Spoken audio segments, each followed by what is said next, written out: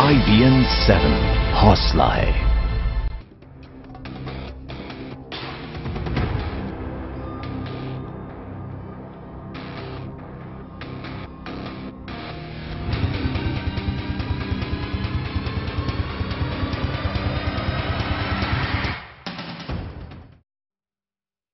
मकर संक्रांति पर स्नान के ठीक पहले यूपी के उन्नाव में गंगा की लहरों पर तैरती लाशों ने हड़कंप मचा दिया। इन लाशों की तादाद 100 से ज्यादा बताई जा रही है। लाशें इतनी बुरे हाल में हैं कि उन्हें पहचानना भी मुश्किल है। सफाई कर्मचारियों तक ने लाशों को हाथ लगाने से इनकार कर दिया है। इन लाशों के चलते गंगा में भयानक प्रदूषण का खतरा मंडरा रहा है, वो भी तब जब इलाहाबाद में माघ मेला चल रहा है। श्रद्धालु हर रोज गंगा में डुबकी लगाने के लिए कल्पवास कर रहे हैं।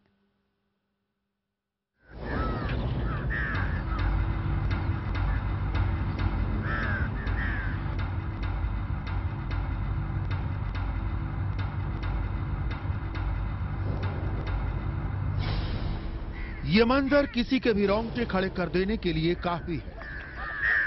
नदी में तैरती इतनी लाशें शायद ही आपने पहले कभी देखी हो। एक कतार में 100 से अधिक लाशें, सड़ती हुई लाशों को नोचते कुत्ते और कौवे। ये कानपुर के करीब उन्नाव जिले का परियार घाट है। यहां लोग लाशों का गंगा में अंतिम संस्कार करते हैं, लेकिन अंतिम संस्कार के बाद गंगा में राख प्रवाहित होती है। इलाके के लोग सन्न हैं कि आखिर अचानक इतनी लाशें कहां से आ गई। लाशों के चलते इलाका प्रदूषित हो ही रहा है। पवित्र गंगा की धारा भी प्रदूषित हो रही है। लाशें निकालने के लिए बुलाए गए सफाई कर्मियों ने भी इन्हें हाथ लगाने से इनकार कर दिया है। डीएम का कहना है कि लाशों का पोस्टमार्टम कराना संभव नहीं है। यहाँ पे हम लोगों ने देखा कि काफी बड़े दायरे में ये सब लाशें फैली हुई हैं। तो जब एक बार मेडिकल परीक्षण हो जाएगा, उसके बाद उस संबंध में हम लोग एक निर्णय लेंगे। सरकार के मुताबिक परियर शमशान घाट पर रोजाना 5 से 10 शव अंतिम संस्कार के लिए लाए जाते हैं। इनमें नाबालिग बच्चों तथा अविवाहित युवतियों के शवों को जलाने की बजाय नदी में प्रवाहित किया जाता है। आर्थिक रूप से कमजोर व्यक्ति जो अंतिम संस्कार का खर्च नहीं वहन कर पाते, वो भी शवों को प्रतीकात्मक रूप से दाग देकर नदी में प्रवाहित कर देते हैं। जाहिर है सरकार को यहाँ गंगा की पवित्रता के साथ हो रहे खिलवाड़ की सूचना है, मगर उसे रोकने की कोशिश नहीं की गई। यही नहीं, जब इतनी बड़ी संख्या में शव सामने आ गए तो उन्हें सामूहिक रूप से दफनाने की साजिश रची जाने लगी। जबकि जिला प्रशासन उन शवों को ठिकाने लगना चाहता है। मेरे आने के बाद प्रेशर बिल्डअप हो गया, इसलिए आया है। मेरा ये कहना है कि अभी भी मैं मौतों के बारे में, ये शवों के बारे में कुछ कहना नहीं चाहता। जांच होनी चाहिए। सरकार ने ये साफ कर दिया है कि इन लाशों का संबंध किसी अपराध से नहीं है, लेकिन फिर भी मामले की औपचारिक जांच के आदेश दे दिए गए हैं। अब बड़ा सवाल गंगा की पवित्रता और उसके प्रदूषण से जुड़ा है। मोदी सरकार गंगा की स्वच्छता को लेकर इस कदर चिंतित है कि उसने एक नया महकमा ही बनाया है। केंद्रीय बजट में 2037 करोड़ रुपए केवल गंगा की स्वच्छता के लिए आवंटित किए गए हैं। ऐसे में उत्तर प्रदेश में गंगा की स्वच्छता के साथ ये खिलवाड़ क्यों? क्या अखिलेश सरकार इसके जिम्मेदार लोगों पर कोई कार्रवाई करेगी? जिला प्रशासन का कहना है कि ये लाशें उन लोगों की है जिनका अंतिम संस्कार यहाँ किया गया। लेकिन अहम सवाल ये है कि इन लाशों और नदी की दुर्गति के लिए आखिर कौन जिम्मेदार है? इन लाशों के चलते नदी और इस पूरे इलाके में हो रहे प्रदूषण की जवाबदेही आखिर किसकी होगी? इस घटना ने साफ कर दिया है कि गंगा सफाई के नाम पर बहाए जा रहे करोड़ों रुपए वाकई पानी में ही जा रहे हैं। कैमरा पर्सन अखिलेश के साथ शलभ मणि त्रिपाठी, उन्नाव, IBN 7। तो चलिए इस मुद्दे को लेकर IBN 7 कुछ सवाल भी उठा रहा है। सवाल सबसे पहला यह है कि गंगा में शवों को इस तरह से बहाने की इजाजत कैसे दी जा सकती है।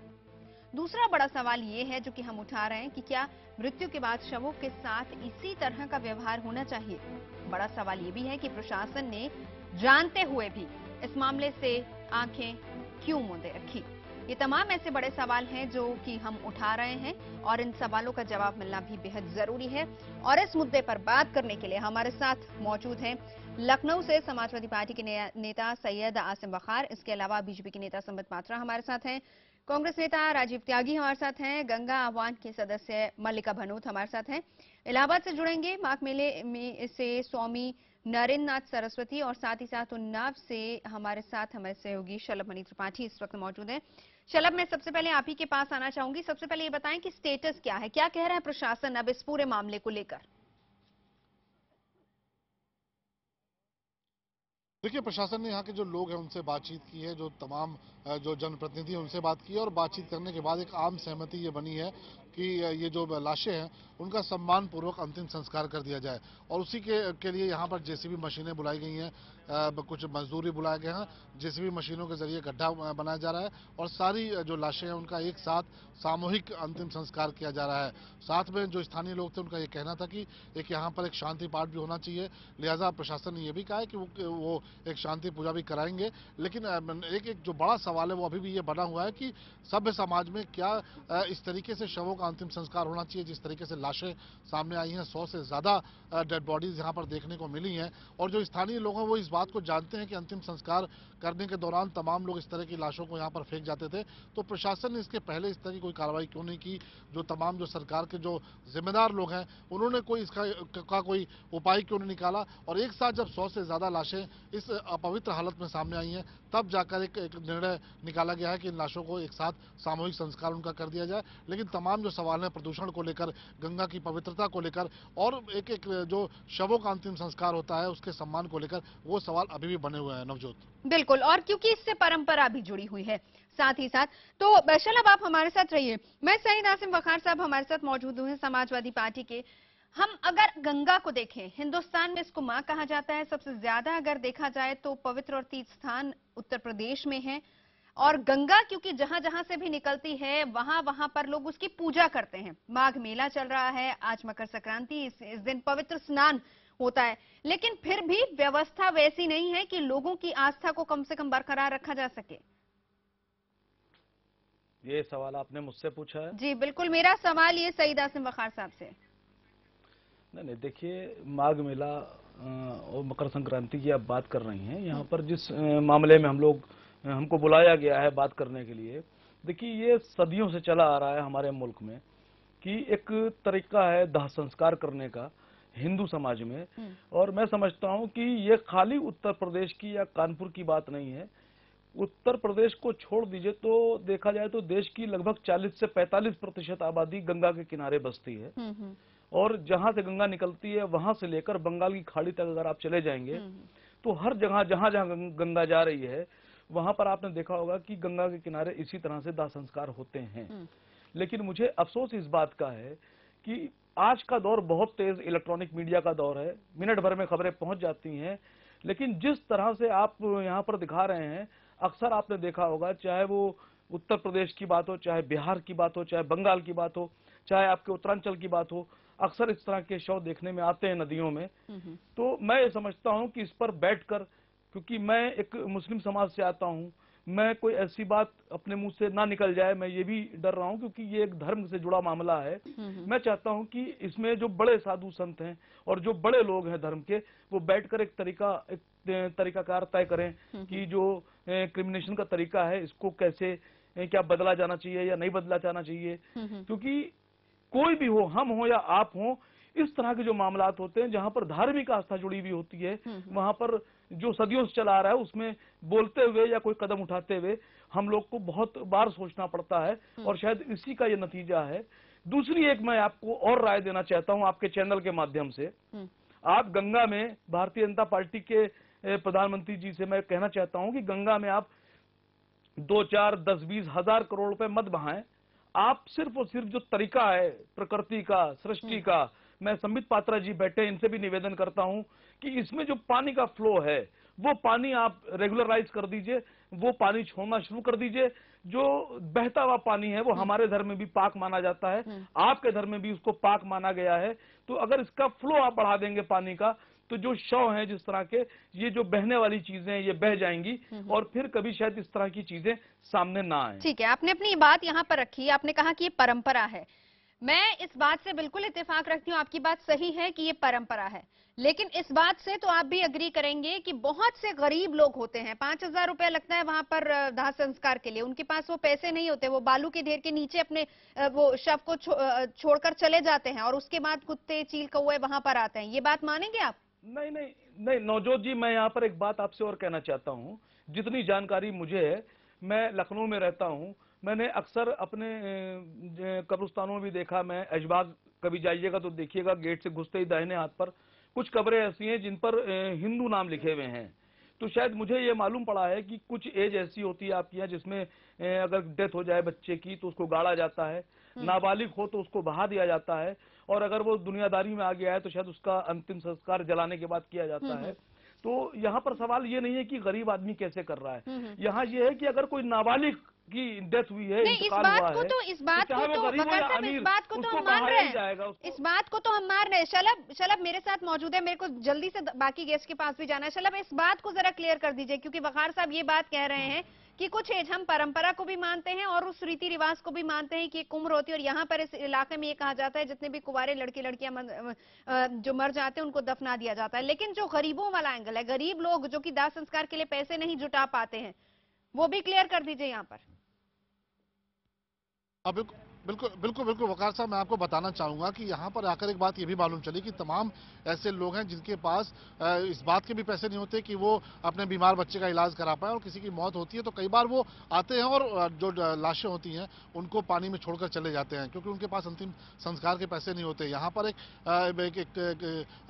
जो सिस्टम होता है लकड़ी खरीदने का और तमाम चीज़ों का, वो पैसे उनके पास नहीं होते। उसके अलावा कई बार उनको लगता है कि अगर वो सारा पैसा वो खर्च करें तो काफी पैसा लगेगा, लिहाजा वो नदी के अंदर लाशों को छोड़ देते हैं। और सबसे बड़ी मेरा जो सवाल वो आपसे वो ये है कि प्रशासन आज जो कर रहा है, आज 104 लाशों के बरामद होने के बाद जो प्रशासन के कान खुले हैं, वो पहले क्यों नहीं खुले? ये लोग, यहाँ के स्थानीय लोग भी जानते हैं, आप भी खुद ये कह रहे हैं कि लाशें बहती हुई पाई जाती हैं, आपने भी कई इस तरह की घटनाएं देखी हैं। तो क्या इसका कोई उपाय नहीं है? क्या इसका कोई इंतजाम नहीं है? क्या ये किसी का अपमान नहीं है कि उसके मरने के बाद उसको इस तरीके से छोड़ दिया जाए? बिल्कुल वकार साहब, संक्षेप में जवाब दीजिएगा, बाकी गेस्ट हमारे साथ। शलभ भाई, आपने बहुत अच्छा सवाल किया है। मैं बहुत अंदर से, जो आपको दिल से मेरी आवाज आ रही है, मैं ये चाहता हूं कि इस पर बैठकर एक हिंदू समाज में बैठक होना चाहिए। देखिए, किसी के भी लोग जो इंतकाल कर गए हैं और उनकी लाशों को जो कुत्ते बिल्ली या कौवे नोच रहे हैं, मैं समझता हूं ये दर्दनाक हादसा और वाकया है। ये दोबारा हमारे मुल्क में या हमारे लोगों के साथ नहीं होना चाहिए। इस पर हम सबको बैठकर विचार भी करना चाहिए और इस पर सोचना भी चाहिए। डॉक्टर संबित पात्रा, 200 करोड़ रुपया असाइन किया गया कि हमारी गंगा साफ होगी, प्रधानमंत्री का ड्रीम प्रोजेक्ट है, अलग से मंत्रालय बनाया गया, मंत्री बनाया गया, लेकिन गंगा अभी भी मैली, और गंगा की ये दुर्गति तब है जब आज लोग पवित्र स्नान कर रहे हैं। इसमें कोई दो मत नहीं है नवजोत की गंगा क्लीनिंग अभियान जो है, गंगा सफाई अभियान, ये हिंदुस्तान का एक बहुत बड़े अभियानों में से एक है और गंगा को साफ होना चाहिए। ये जो सरकार है नरेंद्र मोदी जी की, ये कमिटेड है और अभी 7 महीने हुए हैं। जिस प्रकार से नरेंद्र मोदी जी ने भी कहा था मुझे गंगा ने बुलाया है, और जिस कमिटमेंट के साथ हमने एक पूरा डिपार्टमेंट, एक मिनिस्ट्री उसके लिए खोला है, ये वाकई अच्छी बात है कि हमने बहुत मुस्तैदी के साथ इस पे काम करना शुरू किया है। मगर जो इतने वर्षों से चला आ रहा है उसको 2-4 दिनों में या 2-4 महीनों में ठीक किया जा सके, मुझे लगता है कुछ वक्त चाहिए पड़ेगा। आपको ध्यान होगा अभी हाल फिलहाल में सुप्रीम कोर्ट ने गवर्नमेंट ने एक एफिडेविट सबमिट किया था पूरे एक्शन प्लान का। उसमें short term, medium term and long term 3 terms में डिफाइन किया गया है, 3 साल, 5 साल और 10 साल। मैं सिर्फ 3 साल का जो शॉर्ट टर्म प्लान है उसमें 118 ऐसी टाउनशिप है जो गंगा के किनारे हैं, उसमें अवेयरनेस कैंपेन और खास करके सीवरेज के विषय में लोगों को अवगत कराना, सीवरेज की लाइंस बनाना, डेड बॉडीज किस प्रकार से वहां मैनेज किए जाए ताकि कोई बहा ना दिया जाए, राख इत्यादि जो स्मशान में है उनको किस प्रकार मैनेज किया जाए, इसको लेके सरकार काम कर रही है। और 1650 ग्राम पंचायत में 1650 ग्राम पंचायतों में ये अवेयरनेस कैंपेन पहले 3 साल में जो प्रथम चरण है उसमें होगा। स्वाभाविक रूप से सरकार कर रही है, मगर ये लेकिन संबित लगातार बार-बार सुप्रीम कोर्ट की तरफ से सरकार को फटकार भी लग रही है। अभी ताजा फटकार ये है जो पूछा गया कि क्या इस कार्यकाल में गंगा साफ हो पाएगी या नहीं। देखिए नवजोत जी, सुप्रीम कोर्ट ने ये जो पहला आप जिसको फटकार कह रही हैं वो सरकार के बनने के लगभग 25 दिन बाद दिया था। तो स्वाभाविक रूप से हम सब जो बैठे हैं यहाँ पे ये जानते हैं कि 30 वर्षों से गंगा एक्शन प्लान 1985 में आरंभ हुआ था। कोई 25 दिन में तो हम गंगा साफ नहीं कर देते जो 30 साल से नहीं हुआ। तो सुप्रीम कोर्ट का फटकार एक सरकार को नहीं थी, वो इन कंटिन्यूअम सरकार को थी।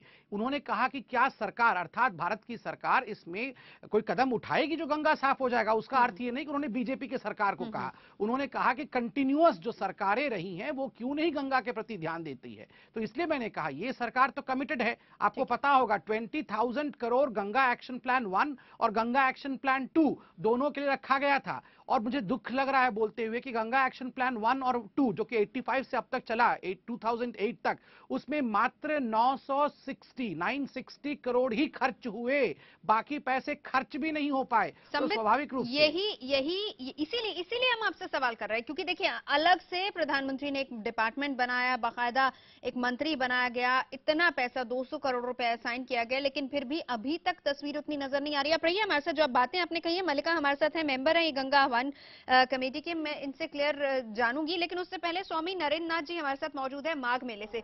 स्वामी जी, मैं आपसे जानना चाहूंगी, जिस तरीके से यहाँ पर यूपी के मंत्री भी बैठे हुए हैं हमारे साथ, समाजवादी पार्टी के सईद आसिम वकार, उन्होंने कहा कि परंपराएं जुड़ी हुई हैं और इसमें कोई दो राय नहीं कि गंगा के साथ परंपराएं और परंपराओं के साथ गंगा, ये सब जुड़े हैं और हमारी आस्था भी उसके साथ जुड़ी हुई है। लेकिन जब इस तरह की चीजें सामने आती हैं, क्या गंगा मैली नहीं होती? और गंगा मैली करने का शासन का सबसे बड़ा षड्यंत्र है। आज लाशों की बात है, इसके पहले सरकार हर घरों से सीवर टैक्स वसूलती है, फैक्ट्रियों से टैक्स वसूलती है और सीधे सीवर और फैक्ट्रियों का जल, इसमें साज सत्ता का बहुत बड़ा योगदान और रोल है गंगा को प्रदूषण करने में। गंगा के नाम पर पहले बजट घोषित करते हैं, फिर उसका भ्रष्टाचार की बलि चढ़ाकर घोटाला करते हैं और ईमानदारी के साथ 85 से आज तक अगर गंगा में 21,000 करोड़ रुपया खर्चा हुआ, ये सब नेताओं की जेबों में गया, ठेकेदारों की जेबों में गया। और अगर ईमानदारी से रंच मात्र भी काम हुआ होता तो आज इतना प्रदूषण गंगा में नहीं होता। और जहां तक लाशों का प्रश्न है, आज सरकार जो काम कर रही है, वैसे 3-5 साल के अंदर जितने मृत्यु होने वाले बालक या बालिका हैं उनका भू संस्कार करने का विधान है और 5 साल के ऊपर का उनका संस्कार अग्नि संस्कार का विधान प्राय धर्मशास्त्रों में वर्णित उल्लिखित है। और अग्नि संस्कार, जहां तक गरीबों का प्रश्न है, उसको सरकारों को भी ध्यान देना चाहिए और अग्नि संस्कार की व्यवस्था होना चाहिए।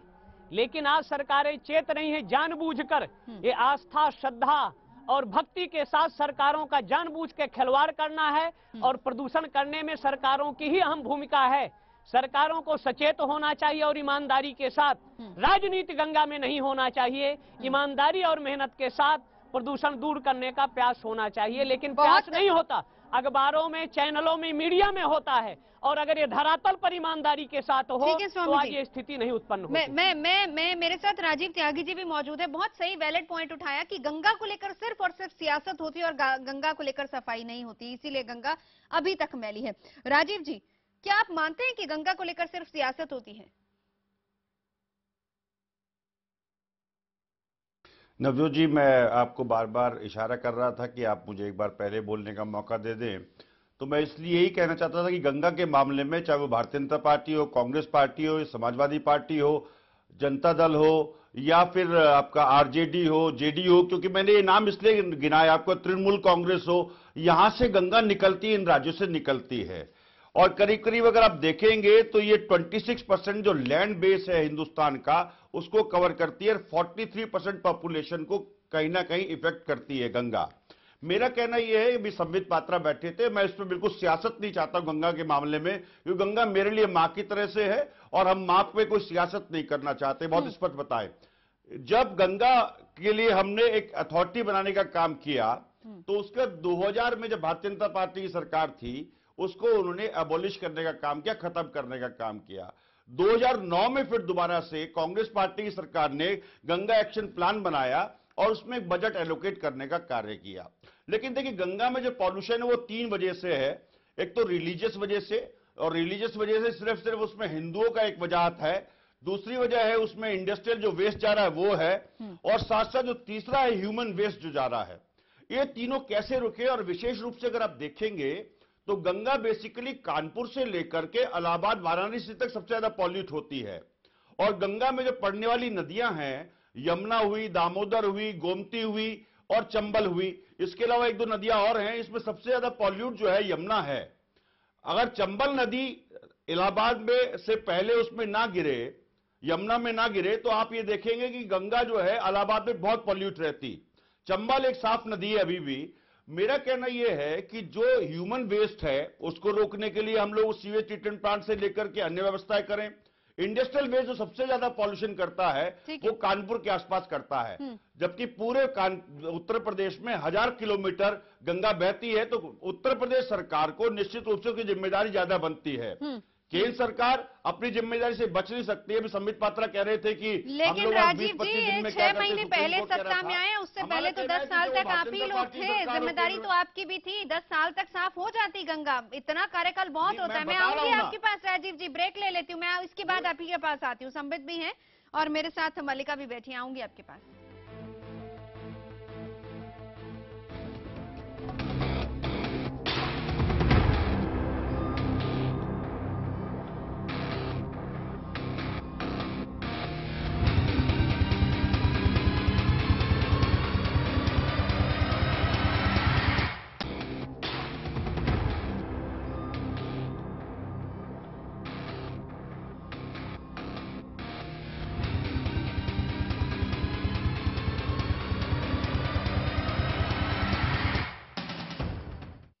मकर संक्रांति के स्नान से ठीक पहले उत्तर प्रदेश के उन्नाव में गंगा की लहरों पर तैरती हुई लाशें मिली हैं।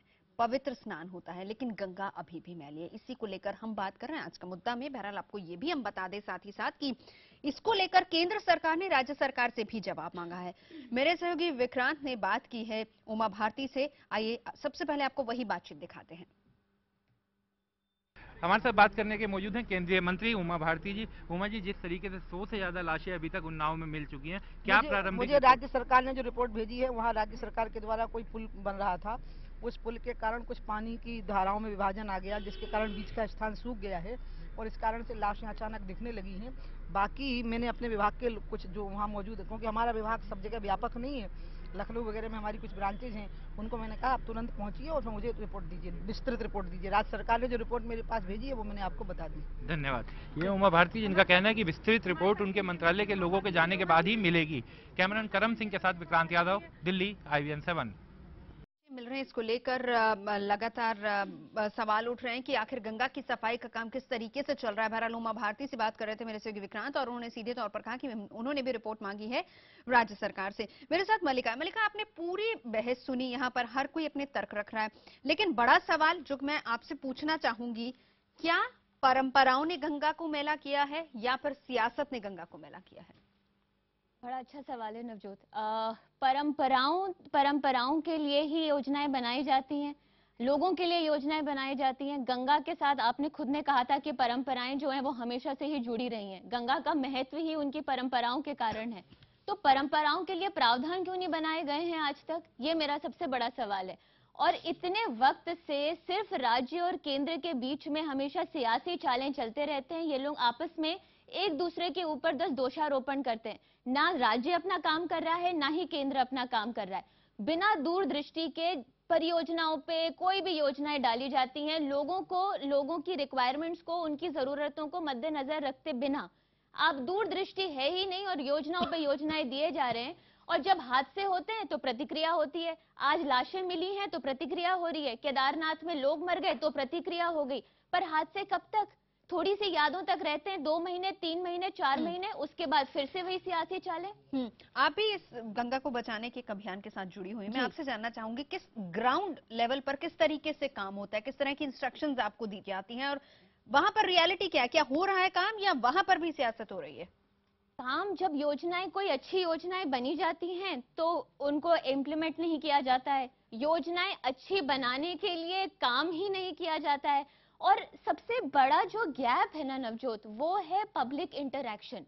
जब तक आप जनता को अपनी योजनाओं में शामिल नहीं करेंगे, आप कोई काम सफल बना ही नहीं सकते हैं। अगर मैं आपको, आज तो हमें उन्नाव का केस मालूम चला है, आप मनेरी भाली बांध देख लीजिए, टिहरी बांध देख लीजिए, ऊपर उत्तराखंड में जहां से गंगा शुरू होती है, वहां पे हमेशा से परंपरा रही है साधु के शरीरों को बिल्कुल यूं ही गंगा जी में प्रवाहित करने की, जब वो अपना शरीर, उनका जो मृत शरीर होता है। ये तो पुराना है, ये तो परंपरा हमेशा से रही है। मछलियां उनमें उनको मछलियां उनका सेवन करती थी और हमेशा से चलता रहा था। पर ये बांध बनने के बाद सारा पानी रोक दिया गया है, डाइवर्ट कर दिया गया है, ब्लॉक कर दिया गया है। अब क्या होता है, इतना अनादर, वो साधुओं का जो शव है, मृत शव है, पहाड़ों के बीच में फंस जाता है। कुत्ते, चील, कौवे सब लगे हैं उसके ऊपर।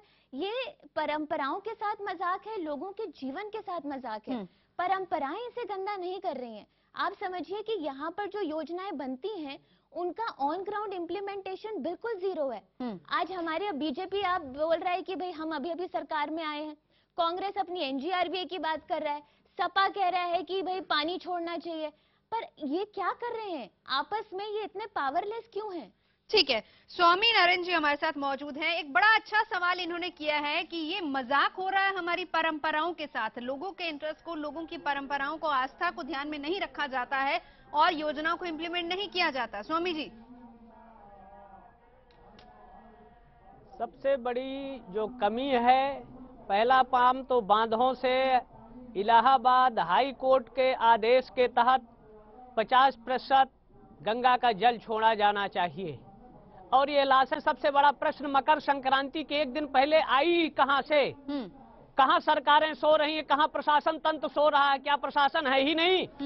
क्या इनका कोई नैतिक कर्तव्य दायित्व है ही नहीं? जब मकर संक्रांति का पर्व आया, करोड़ों लोग यहाँ संगम में डुबकी लगा रहे हैं, इनकी आस्था और श्रद्धा से जुड़ा हुआ है, तो आस्था और श्रद्धा को नष्ट करने के लिए ये शराब में मरे हुए लोगों की लाशों को कहीं ठिकाने लगाने के लिए गंगा में डालकर एक तरह से षड्यंत्र है बहुत बड़ा। इस षड्यंत्रों का पर्दाफाश होना चाहिए, इसकी जांच होना चाहिए। और आस्था का जहां तक परंपराओं का प्रश्न है, आस्था और परंपराओं, श्रद्धाओं की तो बलि चढ़ानों में सरकार की अहम भूमिकाएं हैं। आस्था और परंपरा को नष्ट कर देना चाहती हैं, और अगर परंपरा नष्ट नहीं करना चाहती तो मकर संक्रांति के एक दिन पूर्व ये लाशें क्यों आई, कहां से आई, इनकी जांच होना चाहिए। इनका अंतिम संस्कार विधि के अनुसार होना चाहिए, लेकिन जमीन में इनको नहीं गाड़ना चाहिए। इनका अंतिम संस्कार किया जाना चाहिए और इनकी जांच होना चाहिए। ठीक है, राज्य सरकार पर सवाल उठा रहे हैं। मैं सईद आसिम मकर साहब हमारे साथ मौजूद है, आप पर ये सवाल उठ रहे हैं, मकर संक्रांति से ठीक एक दिन पहले इतनी बड़ी, इतनी ज्यादा लाशें मिलना, क्या ये परंपराओं के साथ खिलवाड़ नहीं हो रहा है? नहीं, मैंने आपसे, देखिए, जो अभी स्वामी जी का आपने यहाँ पर मुझे सुनाया, मैं देख नहीं पा रहा हूँ। मैं समझता हूँ इनके पास जानकारी का अभाव है, इनको पूरी जानकारी दीजिए। इनसे बताइए कि लाशें इस कंडीशन में हैं कि उनको कोई भी हाथ लगाने पर तैयार नहीं है। वो इल्जाम तराशी कर रहे हैं, उन्हें ना तो जानकारी है मेरे ख्याल से, और ना ही वो जानकारी हासिल करना चाहते हैं। देखिए, समाजवादी पार्टी की सरकार उत्तर प्रदेश में एक ऐसी सरकार है जो हर वर्ग का ख्याल रखती है। मैंने बहुत साफ तौर पे आपसे ये बात कही कि जहां से गंगा निकलती है और जहां तक जाती है, आप उसके किनारों पर देख लीजिए, जहां जहां बस्तियां हैं वहां इस तरह के क्रिमिनेशन होते हैं, और अब से नहीं हो रहे हैं, सदियों से हो रहे हैं। लेकिन तो ये तो एक हिंदू धर्म का निजी मामला है। इंतजाम भी तो आपको करना है। हम वो आस्था जो लोगों की जुड़ी हुई है, सदियों से चल रहे, ठीक है, लेकिन इंतजाम तो सरकार ही करेगी ना, राज्य सरकार ही तो करेगी इंतजाम।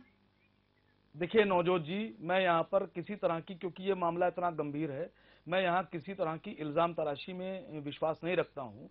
मैंने आपके चैनल के माध्यम से जनाब डॉक्टर संबित पात्रा जी से एक रिक्वेस्ट की, एक इंसानियत के नाते से, कि आप इसमें हजारों करोड़ रुपए ना बहाएं। पिछली सरकारें जो करके गई हैं कांग्रेस की, उनको छोड़ दीजिए, आप तो कर रहे हैं। और पानी छोड़ने के लिए कोई आपको 2, 4, 10, 20 साल नहीं चाहिए हैं। आपका एक कलम का आदेश, एक पेपर पर आपके प्रधानमंत्री जी का दस्तखत ही बहुत होगा खाली गंगा में पानी छोड़ने के लिए। अगर आप गंगा से इतना प्यार करते हैं और आपको परंपराओं का और लोगों की भावनाओं का इतना ख्याल है, तो आप लिल्लाह के वास्ते, अल्लाह के वास्ते अपने इस दिमाग में ये डाल लीजिए कि जब तक पानी नहीं छोड़ेंगे तब तक गंगा साफ नहीं होगी। आप पानी छोड़ना शुरू कर दीजिए। देखिए सारे जितनी प्रॉब्लम मलिका, गंगा पानी की छोड़ना हैं, काफी वो होगा? 90% अपने आप साफ देखिए, हो जाएंगी। नवजोत, जो गंगा की जो प्रॉब्लम है वो बहुत कॉम्प्लिकेटेड है। आपको गंगोत्री से लेकर नीचे गंगा सागर तक आपको काम करना है। आप इंडिविजुअल योजनाएं नहीं बना सकते हैं। यूपी में पानी छोड़ दीजिए, वहां पर पानी छोड़ दीजिए, इससे कुछ नहीं होगा। गंगोत्री से गंगा को आपको पूरा मैनेज करना पड़ेगा। स्वामी जी, झूठा सच्चाई को छिपाने का प्रयास ना करे। और ताजी लाशें हैं, उन लाशों से खून निकल रहा है, लेकिन ये कहना है कि वो सड़ी हुई लाशें हाथ लगाना नहीं चाहते, गलत है और मिथ्या है। संबित पात्रा जी। नवजोत, देखिए जो समाजवादी पार्टी से प्रवक्ता बैठे हैं उनको गंगा सफाई अभियान का ज्ञान थोड़ा कम है। राजीव जी, एक मिनट, संबित के बाद कॉम्प्रिहेंसिवली उस पूरे विषय को पढ़ना होगा। पहले तो मैं, राजीव जी ने कहा कि अटल बिहारी वाजपेयी जी की सरकार आए तो उन्होंने गंगा एक्शन प्लान बंद कर दिया। मुझे लगता है राजीव जी को जरा उस पर पढ़ाई करनी पड़ेगी। आप देखिए, मेरे पास सीएजी की रिपोर्ट है, उसमें क्या कहते हैं, मैं 3 लाइन पढ़ देता हूं। जीएपी गैप अर्थात Ganga action plan started in 1985 with a completion date of 1990। 1990 का राजीव गांधी जी ने कंप्लीशन डेट रखा था। Has postponed its deadline from 1990 to March 2000, then to 2001 and now to 2008। This clearly shows the inefficiency of governance, planning and lack of foresight in implementation. दूसरा, 1995 में एक national river conservation authority NRCA बनाया गया था। आपको जान के आश्चर्य होगा कि 95 के बाद जो उसकी आखिरी बैठक हुई वो अटल बिहारी वाजपेयी जी के समय 2003 में हुई। उसके बाद कोई बैठक नहीं हुई, अर्थात मनमोहन सिंह जी ने कोई बैठक नहीं लिया। 2007 से गंगा रिवर कंजर्वेशन अथॉरिटी का कोई स्टीयरिंग कमेटी की बैठक तक नहीं हुई, जबकि हर क्वार्टर में एक बार स्टीयरिंग कमेटी, जिसमें 5 राज्य जो आते हैं उन 5 राज्यों के नुमाइंदे होने चाहिए, उनकी बैठक होनी चाहिए, वो भी नहीं हुई। एक national Ganga river basin authority है जिसका फॉर्मेशन 2009 में हुआ था, एनजीआरए। आपको जान के आश्चर्य होगा कि एनजीआरए मनमोहन सिंह के समय 3 बार मिली है, केवल 3 बार, और 3 बार में मीटिंग इनकंक्लूसिव रहा है। तो स्वाभाविक रूप से आप अगर चाहते हैं कि 4 महीने में परंपराएं भी बदल जाए, 4 महीने में सब कुछ हम कर दें, तो ये संभव नहीं है। राजीव जी, एक सवाल पूछिए। ठीक है, एक मिनट राजीव जी बोलिए, जल्दी से बोलिए, मुझे ब्रेक लेना है, उसके बाद मैं आऊंगी आपके पास जी। देखिए, ऐसा है, आप मेरे टाइम पे ब्रेक ले रही है, मुझे समय पूरा नहीं मिल पा रहा है, इसके लिए मैं आपको प्रोटेस्ट करूंगा। मैं कहना चाहूंगा कि 1986 में जब गंगा एक्शन प्लान बना तो 2000 में therefore this plan was withdrawn on 31 मार्च 2000। 31 मार्च 2000 को ये प्लान विथड्रॉ कर लिया गया था। ये कागज मैं दिखा सकता हूं, इसमें सब चीज दी हुई है। संबित पात्रा जी का ज्ञान दुरुस्त कर दूं। दूसरी बात मैं कहना चाहूंगा संबित पात्रा जी से कि 2009 में Ganga action plan national river Ganga basin authority बनाई गई, मनमोहन सिंह सरकार के टाइम पे बनाई गई, और गंगा को राष्ट्रीय नदी डिक्लेयर किया गया, कांग्रेस पार्टी ने किया। मेरा कहना यह है कि सियासत न करके बेहतर है कि हम उपाय बताएं, क्या उपाय हो सकते हैं। लेकिन एक बार भी आपकी बैठक नहीं हुई है, संबित पात्रा जी सिर्फ झूठ बोलना जानते हैं, इसके अलावा कुछ नहीं जानते हैं। वर्षों में नहीं, संबित पात्रा जी पेपर्स मेरे पास भी है, सारे 6 महीने में गंगा को लेकर सारे पेपर्स हैं। हो जाए। और मैं आपको ये बता, नहीं संबित पात्रा जी, 2011 में वर्ल्ड बैंक ने अनुसरणीय है, बकायदा 2011 में वर्ल्ड बैंक ने अपनी टिप्पणी की। देखिए, आप दोनों बोलेंगे तो हम ऐसे नहीं सुन पाएंगे। आप तेरे पेपर साथ लेकर आए, मलिका मेरे साथ है, काम करती है इसके साथ में। मलिका आपके पास आऊंगी, जो कि आप दोनों से ही सवाल करना चाह रही हैं, लेकिन छोटा सा ब्रेक यहाँ पर ले रहे हैं।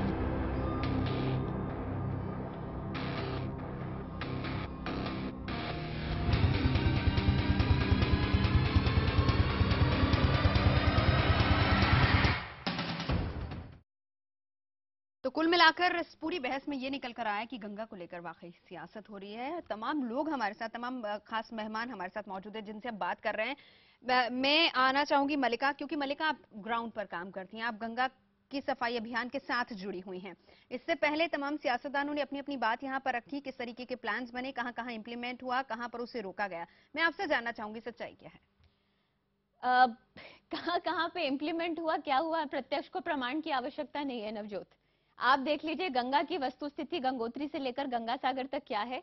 आज भी हम इस मुद्दे पे बात कर रहे हैं। आज लाशें मिल रही हैं। केदारनाथ की ट्रेजेडी को हुए अभी 1 साल 1.5 साल ही हुआ है, और दूसरा अभी 2014 में पिथौरागढ़ की बात रख लीजिए, यूपी, बंगाल, सब जगह, और ये चलता रहेगा।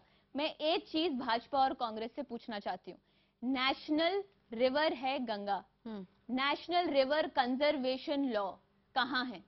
कांग्रेस ने नेशनल रिवर को डिक्लेयर किया, हमें किसी डिक्लेरेशन की आवश्यकता तो थी नहीं। गंगा तो हमारी राष्ट्रीय नदी हमेशा से ही रही है, चलिए फिर भी उन्होंने टैग दिया।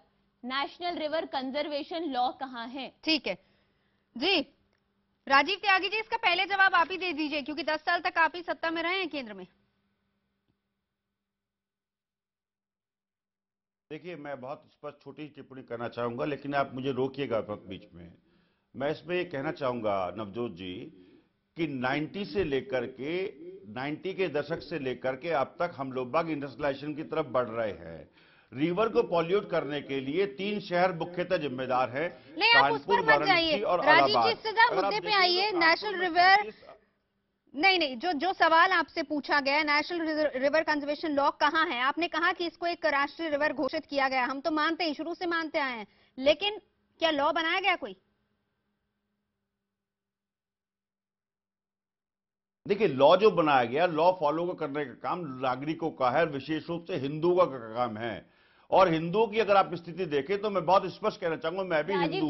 जिस तरह से हम लोग क्रियाक्रम से लेकर अन्य कार्य कर रहे हैं, और साथ देखिए, सुन लीजिए, मैं जवाब दे रहा हूं, देखिए आप ये देखिए, सुनिए, आप जवाब नहीं लेंगे तो आप जो आप कहेंगे मैं मान लूंगा, लेकिन मेरी बात तो सुनिए आप।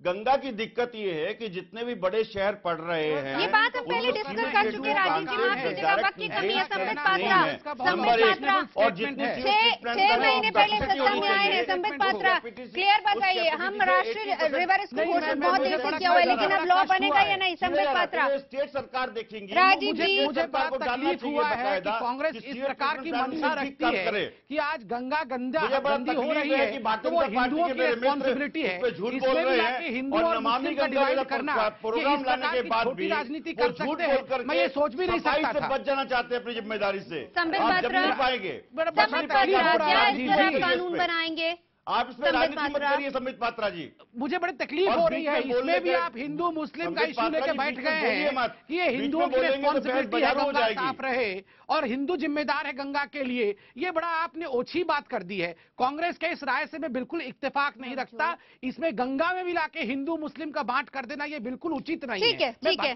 करता हूँ एक सवाल और आप देख लीजिए कि किस तरह का बवाल। गंगा को माँ कहा जाता है, पर माँ की तरह इसके साथ ना भाजपा व्यवहार कर पाई, ना कांग्रेस कर पाई। लेकिन हम उम्मीद करते हैं कि कम से कम गंगा को जो इज्जत और जो जिस तरीके से साफ सफाई होनी चाहिए, जो इज्जत मिलनी चाहिए, कम से कम वो मिले। हम ये उम्मीद अभी भी कर रहे हैं। बहुत शुक्रिया आप सभी का, आप सभी यहाँ पर आए।